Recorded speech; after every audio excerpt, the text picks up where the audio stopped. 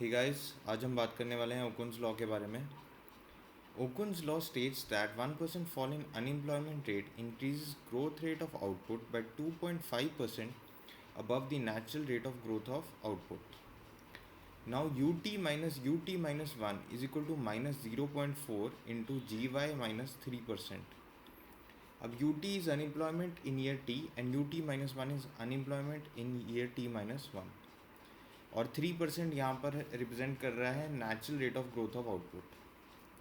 अब अजम्पशंस क्या थी? अजम्पशंस ये थी कि law was given under the assumption that wage and price are sticky, AS curve is upward sloping, economy's natural rate of output growth is known and markets respond to government.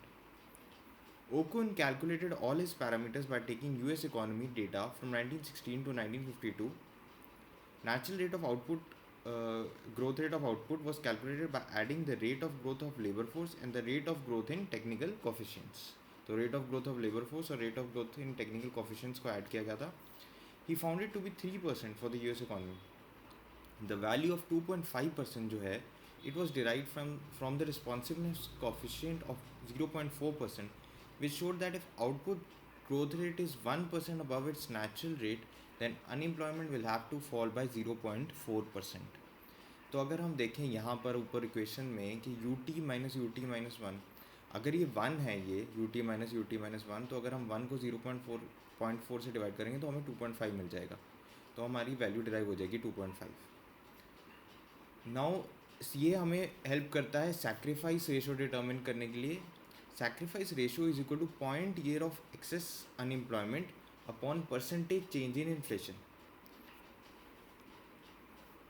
It is the ratio of point year of excess unemployment to percentage change in inflation.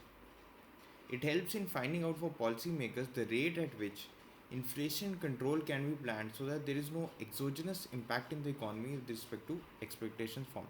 तो हमें inflation control को plan करने में help करता है ये. इसके कुछ क्रिटिसिजम्स भी हैं. It was criticised for not explaining the impact of supply side inflation. ये सप्लाई साइड इन्फ्लेशन जैसे कि राइज इन ऑयल प्राइसेस को नहीं एक्सप्लेन कर पाया. Also, it was criticized for not able to explain the changes observed during 2001 to 2003 .com created recession. तो .com created recession को भी एक्सप्लेन नहीं कर पाया था.